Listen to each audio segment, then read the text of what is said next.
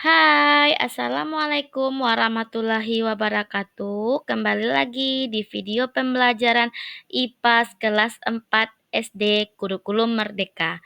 Bab 1, Tumbuhan Sumber Kehidupan di Bumi. Topik A, Bagian Tubuh Tumbuhan.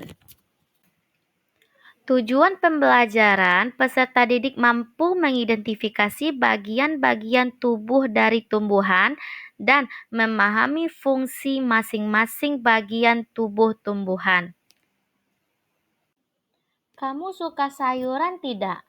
Suka. Sayur, buah, kacang, pokoknya aku suka semua yang dari tumbuhan. Aku pernah baca, katanya tumbuhan juga menghasilkan udara untuk kita bernafas. Makanan pokok seperti nasi, sagu, dan singkong juga berasal dari tumbuhan. Wah, kalau begitu tumbuhan penting sekali ya buat kita semua. Tumbuhan merupakan salah satu makhluk hidup yang terdapat di alam semesta. Selain itu, tumbuhan adalah makhluk hidup yang memiliki daun, batang, dan akar sehingga mampu menghasilkan makanan sendiri dengan menggunakan klorofil untuk menjalani proses fotosintesis. Tumbuhan berperan sebagai sumber makanan bagi manusia dan hewan, juga berperan penting dalam ketersediaan udara yang kita hidup untuk bernafas. Bisa dibilang tumbuhan sangat penting keberadaannya di bumi. Yuk kita bahas tentang tumbuhan di bab ini.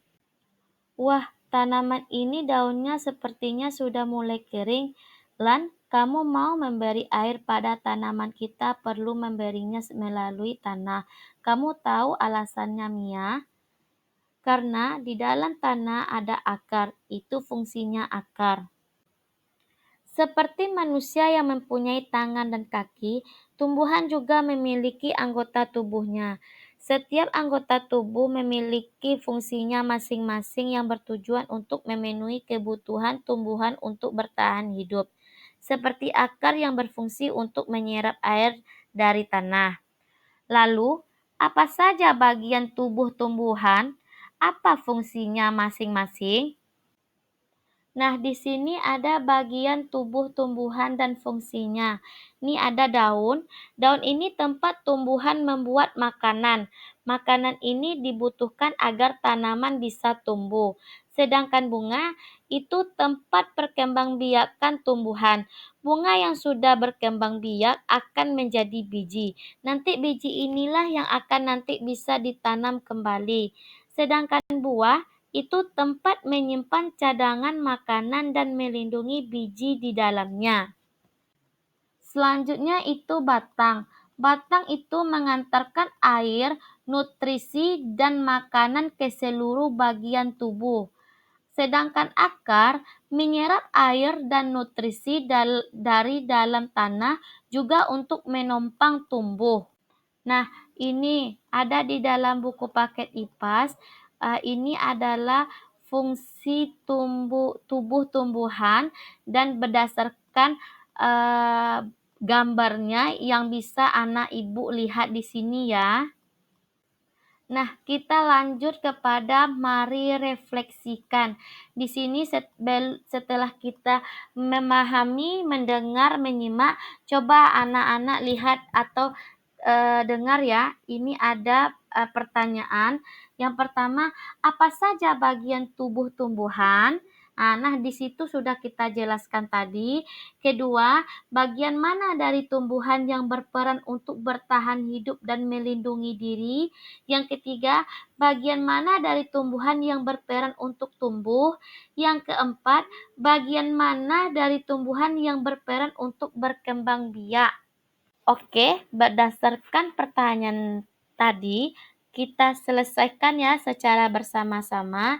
Itu ya, bagian tubuh tumbuhan itu ada akar, batang, daun, bunga, dan buah. Dan ingat ya, kalau bunga dan buah ini tidak selalu ada pada tumbuhan. Yang kedua itu ada akar dan batang. Bisa saja yang melindunginya selain akar dan batang bisa peserta didik jawab dengan duri. Yang ketiga itu akar, batang, dan daun untuk tumbuh ya. Yang keempat yang berkembang biak itu bisa dikatakan bunga. Baiklah, kita mengenal akar lebih jauh. Di sini ada gambar tentang akar serabut dan akar tunggang. Sebelum kita membahas dua jenis akar tersebut, mari kita kaji dulu apa isi itu akar. Akar adalah bagian yang penting bagi tumbuhan. Jika akar dipotong, maka tumbuhan tidak bisa mengambil nutrisi dari dalam tanah dan akan mati. Nah, di sini ada jenis akar. Akar serabut. Akar serabut akar samping yang keluar dari pangkal batang. Akar ini menggantikan akar tunggang yang tidak berkembang. Biasanya dimiliki oleh tumbuhan monokotil, contoh padi, jagung, dan rumput.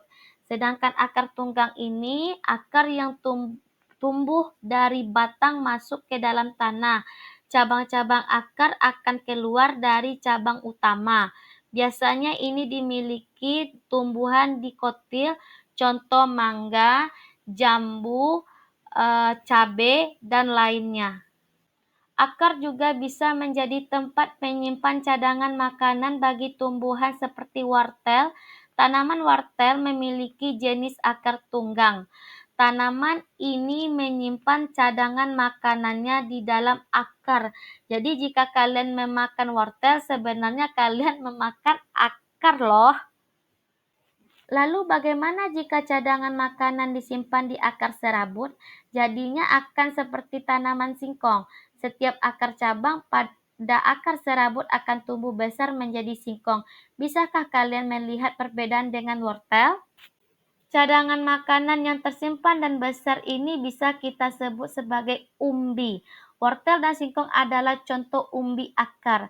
Kentang dan ubi jalar adalah contoh umbi batang. Jika di sekitar kalian ada tanaman-tanaman ini, coba amati lebih jelas lagi ya. Nah, di sini ada manfaat bagian tumbuhan bagi manusia. Sebagai sumber bahan pangan, sebagai bahan perabot rumah, jembatan, dermaga, kapal, layang-layang, dan masih banyak lagi. Sebagai bahan pembuat obat-obatan seperti minyak kayu putih dan jamu tradisional. Baiklah, kita mulai mengamati tulang daun. Yang pertama itu cari tahu mengenai tulang daun dan macamnya pada guru kalian. Amati daun-daun yang ada di sekitar kalian. Cari daun-daun yang memiliki bentuk tulang daun berbeda. Cobalah untuk menggambarkan tulang daun itu pada buku tugas kalian.